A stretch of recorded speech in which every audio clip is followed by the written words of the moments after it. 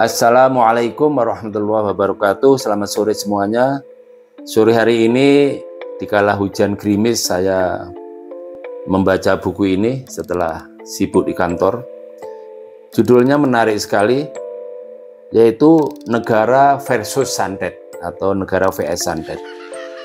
Kalau lihat judulnya kelihatannya kan fenomenal banget begitu ya, dan kadang-kadang seakan-akan ada konflik antara negara dengan dukun santet. Jadi buku ini sebenarnya ditulis oleh Nicholas Harriman. Nicholas Harriman ini adalah mahasiswa dari University of Western Australia yang saat itu dia sedang menempuh program S3 di University of Western Australia. Dan menarik sekali karena pada awal tahun 2000 dia itu dikirim oleh teman saya, Profesor David Riff, disuruh menemui saya di kelas begitu. Kemudian kaget saya waktu itu di kampus UMM, dia pakai dasi gitu, begitu formal dan sopan sekali. Dia mengucapkan assalamualaikum sama saya, dan itu pertemuan saya pertama kali. Dan menarik karena saya pikir mau apa begitu, ternyata dia bilang saya mau meneliti di Banyuwangi. Tentang apa? Tentang pembunuhan dukun santet. Oh, kaget saya, kan judulnya ada udah mengerikan gitu ya. Jadi wah, ini dari sisi apa ya, ternyata dia itu mahasiswa antropolog. Jadi mahasiswa antropologi yang memang ingin meneliti tentang misteri tanda petik ya, karena saat itu ada banyak tulisan-tulisan tentang pembunuhan itu yang dari pandangan sudut lain ya, ada yang bilang itu konspirasi macam-macam lah. Nah, buku ini sebenarnya judul aslinya adalah Entangled State, artinya negara yang terlibat. Jadi Entangled State itu bahasa Inggrisnya dan artinya negara yang terlibat. Oleh karena itu kemudian diterjemahkan oleh seorang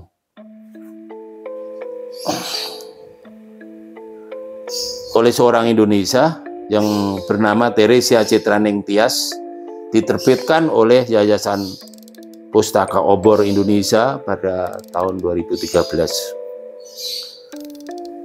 Isi buku ini sebenarnya yang menarik adalah persepsi masyarakat lokal terhadap negara.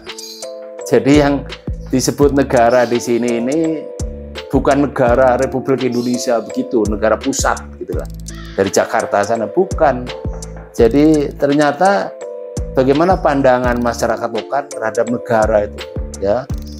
Di dalam buku ini dijelaskan dengan detail karena ini penelitian antropologi ya, penelitian antropologi yang sangat detail biasanya, walaupun halamannya 215 tapi detail sekali. Ceritanya sampai detail siapa yang diwawancarai, bagaimana cara wawancaranya. Nah, yang menarik dari pertemuan saya dengan Pak Nicholas Harriman ini, mungkin sekarang sudah menjadi Profesor Nicholas Harriman ya, yang sekarang lagi mengajar di La Trobe University di Melbourne. Yaitu ketika saya terkesan ketika saya ajak ke lembaga pemasyarakatan Porong, di mana saat itu tahun 2000 kan, peristiwanya kan tahun 98. Itu orang-orang yang membunuh itu udah ditangkap oleh polisi. Waktu itu ada operasi dari Polwil Bondowoso untuk mengambil orang-orang yang membunuh dukun santet. Nah, menariknya saat itu Pak Nicholas Harriman ini sangat khawatir begitu, bagaimana ketemu pembunuh ya, kriminal itu seperti apa nanti. Nah, padahal kita tahu bahwa walaupun itu terencana ya pembunuhan itu ya, tetapi itu bukan pembunuh kriminal, sebenarnya itu pembunuh kultural, beda. Jadi motif mereka membunuh karena memang ini ada dendam lama terhadap dukun santet oleh masyarakat Banyuwangi yang barangkali sampai sekarang masih percaya. Saya lihat masih banyak yang percaya kalau sakit itu mesti harus dibawa ke dukun, kemudian dukun mengatakan, oh kamu ini disantet atau disihir oleh orang itu, walaupun tidak jelas namanya. Nah, inilah awal pembunuhan itu terjadi. Jadi kebetulan terjadi beberapa bulan tahun 1998 ketika kontrol pemerintah pusat saat itu tidak begitu kuat. Karena apa? Karena ada peristiwa penurunan Bapak Soeharto sebagai presiden. Yang menarik adalah sebenarnya tidak ada yang mengorganisir ya secara nasional, tidak ada, itu lokal banget. Ya memang sampai di Jember ya ada pembunuhan, dan kemudian sampai di Malang kemudian, tapi itu kan sudah proses yang cukup lama, beberapa bulan, yang akhirnya katanya organisasi terbesar Islam di Indonesia itu mengatakan jumlahnya bisa 134-an orang yang meninggal. Tapi kalau di Banyuwangi sendiri tidak sampai sekian ya, sekitar 100-an begitu. Nah, apa yang terjadi sebenarnya? Karena ini penelitian antropologi, ciri khas dari penelitian antropologi itu sangat mendalam dan bisa mencari hubungan antar variabel begitu yang sangat menarik ya, karena antropologi itu sebenarnya berhubungan dengan kebudayaan. Kebudayaan itu dipengaruhi oleh banyak faktor. Kalau dalam penelitian disebut variabel. Tetapi ini bukan penelitian kuantitatif ya, yang menghubungkan hanya 2 variabel atau 3 variabel. Itu banyak sekali variabel yang muncul di situ. Tetapi kenapa disebut negara versus santet? Karena ternyata ya yang membunuh itu hanya orang-orang lokal yang pada waktu itu ditulis dengan berbagai macam analisis, seakan-akan itu yang membunuh itu bawa walkie-talkie, berarti kan semacam sudah direncanakan dari pusat begitu. Ada yang mengatakan, oh yang membunuh itu orang dari Jakarta. Kok tahu? Iya, karena ada mobil plat B. Padahal kan bukan itu, karena saat itu kan banyak juga mobil dari Jakarta yang dijual di mana-mana. Nah, ini jadi simpang siur analisis ini kemudian dijelaskan di dalam buku ini. Faktanya adalah bahwa orang lokal itu secara spontan mengorganisir sendiri. Saya tahu karena kemudian saya kan kenal dengan pembunuhnya siapa, itu kan dari kampung saya sana, kampung di mana saya dilahirkan. Jadi Nick ini kan saya bawa ke kampung saya, kemudian tinggal di rumah adik saya yang dianggap bapak angkat dia, yaitu Pak Haji Atib di sana. Kemudian tinggal hampir 2 tahunan lah di sana, sampai bisa bahasa Banyuwangi, bahasa Osing itu dia sampai bisa. Saking lamanya dan saking begitu intensnya dia ini meneliti. Jadi isi sebenarnya dari buku ini adalah bagaimana masyarakat lokal ya bekerja sama, tanda petik sekali lagi, atau dilindungi begitu ya, bukan disponsori ya, dilindungi. Jadi mereka lapor, atau dalam hal ini dijelaskan bahwa di dalam buku ini peran pemerintah lokal itu sangat kuat ya. Jadi pejabat-pejabat lokal, pejabat-pejabat desa itu kemudian bukan melindungi, tetapi diam saja. Itu berarti seakan-akan menyetujui begitu. Padahal enggak juga sebenarnya. Saya pernah ngomong atau ngobrol intens gitu dengan mantan kepala desa di kampung saya. Dia bilang enggak lah, dia tidak melindungi, tetapi mau apa, mau berbuat apa, itu kan kehendak masyarakat yang disebut massa.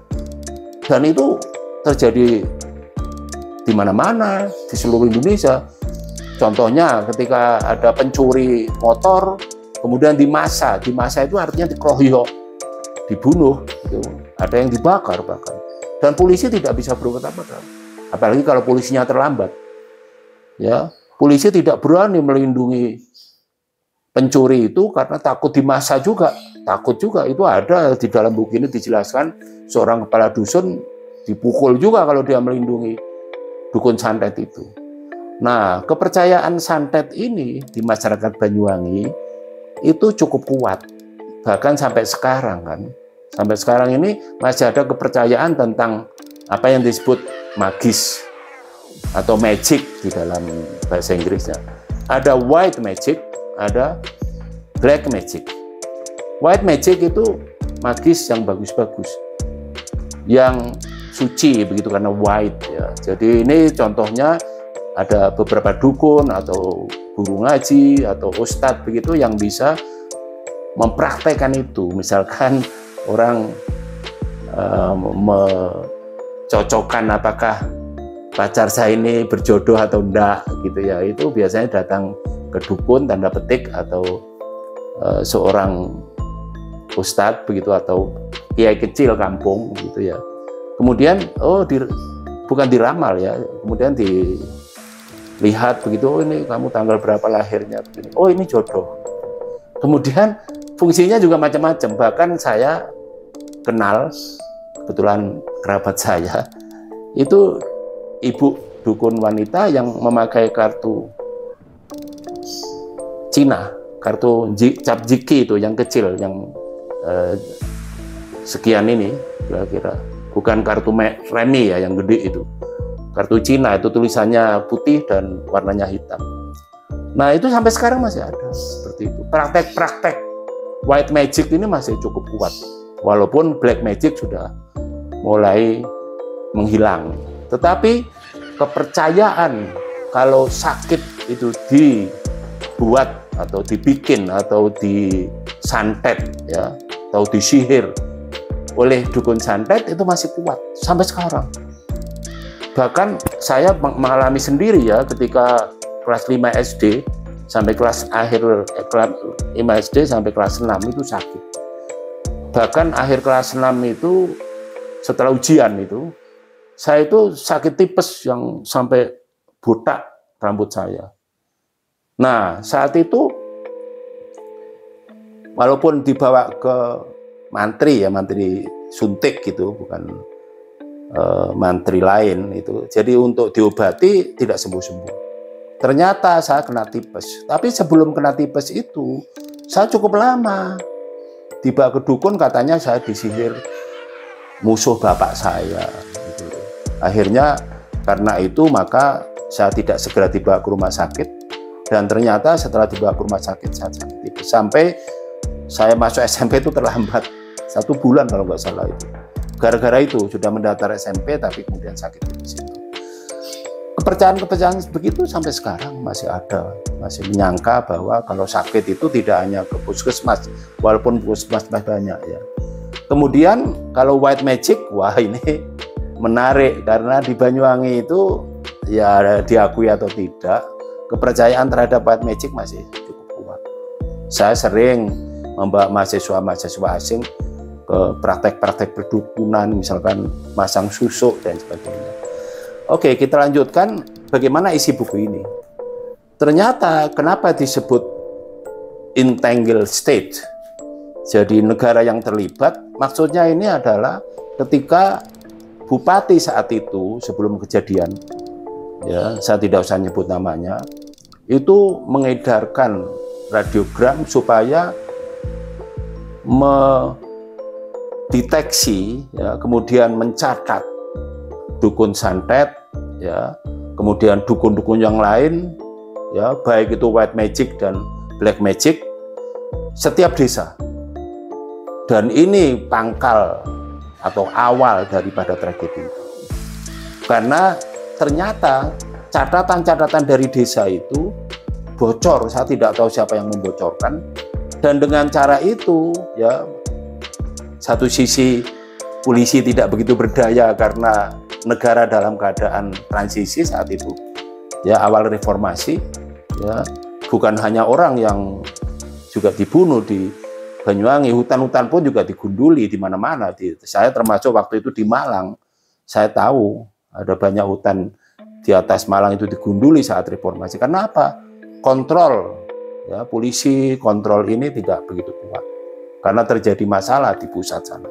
Nah, disinilah kenapa terjadi pembunuhan sampai 100 lebih orang itu. Jadi masyarakat itu mendengar, ya, misalkan desa saya saat itu ada sekitar 4 orang saya lihat itu awal meninggalnya itu karena dia mendengar di desa sebelah udah dibunuh. Kan belum ada HP saat itu, tetapi orang kan dengar, oh di sana udah dibunuh. Kapan di sini? Kemudian diorganisir bagaimana cara membunuhnya. Dan saya tahu karena yang membunuh itu sudah almarhum.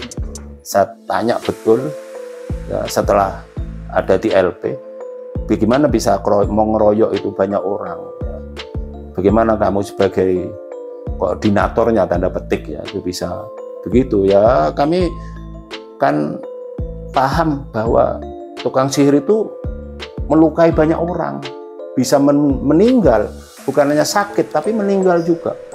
Nah ini akibatnya dendam terhadap dukun santet ini ada kesempatan didengar, oh di sana diapa-apain sama polisi lokal, di sini tidak diapa-apain, wah merentek sampai baik itu di masyarakat Osing maupun non Osing ya. Di Banyuwangi itu kan ada yang disebut masyarakat asli yang disebut Osing itu, dan dari Jawa juga, dari Madura juga itu merembet sampai ke Jember bahkan akhir-akhir sampai ke Malang. Jadi ini peristiwanya. Jadi kenapa ini disebut negara versus santet? Karena kontrol negara pusat itu kurang, sedangkan dukungan dari pejabat lokal itu ada. Dukungannya tidak harus menyuruh, mendorong atau apa, tapi mendiamkan. Maka terjadilah setiap desa itu ada yang dibunuh, ada yang 2, ada yang 3, bahkan sampai ada yang 10. Dan pembunuhannya sadis.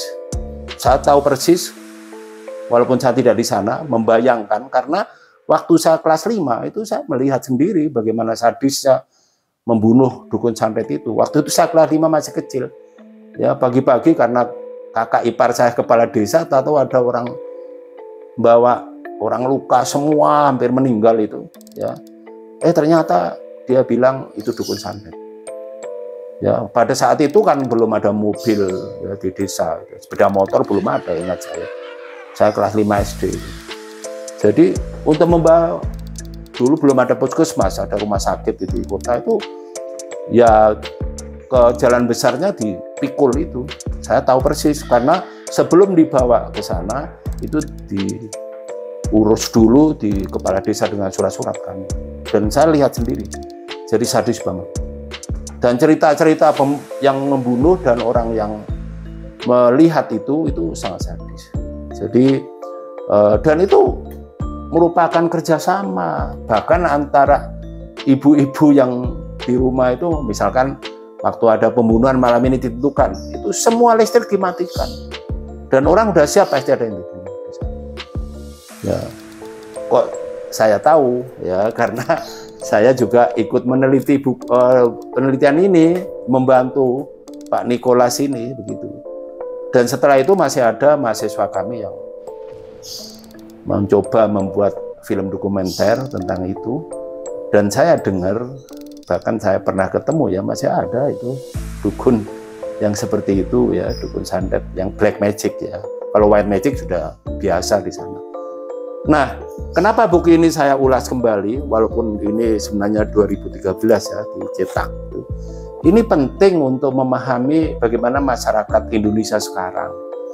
Jadi kontrol pemerintah pusat itu sebenarnya tidak begitu kuat di daerah-daerah.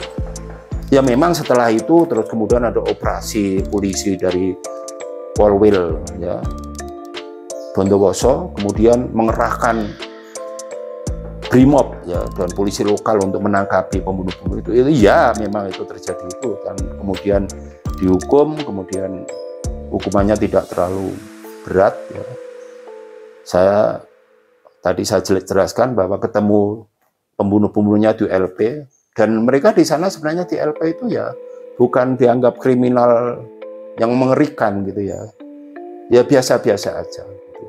Kemudian yang menarik adalah kemudian tragedi ini itu diteliti oleh Komnas HAM dan sebagainya, bahkan oleh organisasi Islam terbesar di Indonesia, dan itu dianggap pelanggaran HAM berat gitu.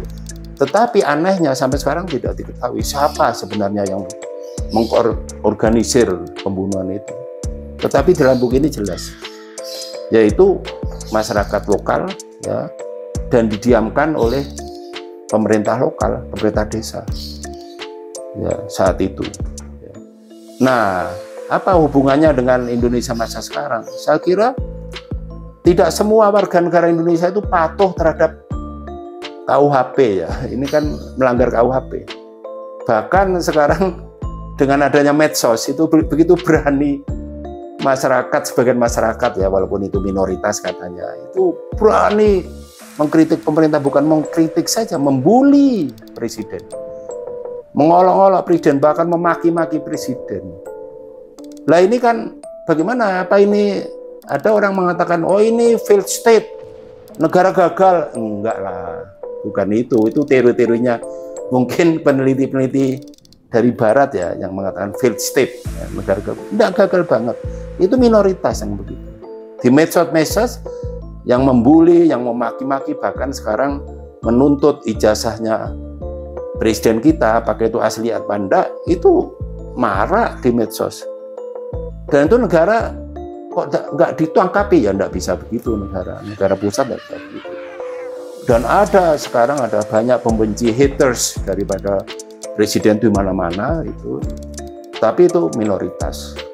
Dan kebetulan ada medsos, ya, di YouTube itu Anda bisa lihat, cek sendiri bagaimana, ya, parahnya anti pemerintah pusat itu. Ya, di sini buku ini masih bisa dibahas sampai sekarang dan bisa diaplikasikan sampai sekarang.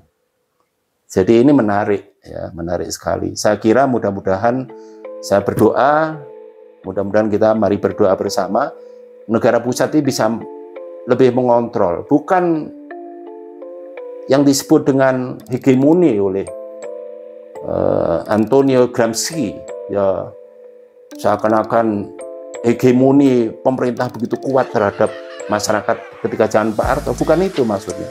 Tetapi paling tidak pelanggaran-pelanggaran HAM, pelanggaran-pelanggaran berat, kriminalitas yang besar-besar begini bisa diurus oleh negara, oleh polisi paling tidak. Ya. Jadi ini pentingnya buku ini. Saya bahas kembali, mudah-mudahan Anda bisa baca karena dalam bahasa Indonesia masih terjual di beberapa toko buku. Saya kira itu akhir dari review buku ini, dan salam untuk Profesor Nicholas Harriman. Masih ingat saya karena selalu berhubungan, masih terus berhubungan dengan medsos, dan beliau saya undang supaya meneliti lagi masyarakat Indonesia yang lain atau di Banyuwangi, masih banyak yang menarik untuk diteliti. Inilah kelebihan antropolog di dalam penelitian, jadi dia bisa mendalam dan bisa menemukan suatu fakta yang berbeda dengan asumsi pada saat itu oleh media-media regional maupun nasional, ya, media konvensional yang pada saat itu agak beda analisisnya.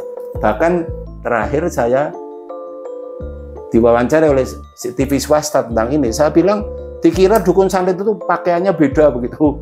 Ya enggak lah, itu enggak pakai udeng seperti ini juga, ya biasa-biasa aja, ya. Nanti akan saya bahas buku yang kedua dari Profesor Nicholas Harriman, yaitu berjudul Witch Hunt and Conspiracy. Ini tentang kasus ninja di Pulau Jawa, ya, khususnya di Jawa Timur, karena pembunuhan dukun santet itu juga terjadi di Jawa Barat, ya. Saya tidak tahu apakah sudah ada KUHP yang melindungi dukun santet ini, karena membuktikannya juga susah, kan. Mudah-mudahan sudah ada. Saya kira saya akhiri, ya. Mudah-mudahan Anda membaca bukunya dan menonton channel YouTube saya. Assalamualaikum warahmatullahi wabarakatuh. Selamat sore. Sudah?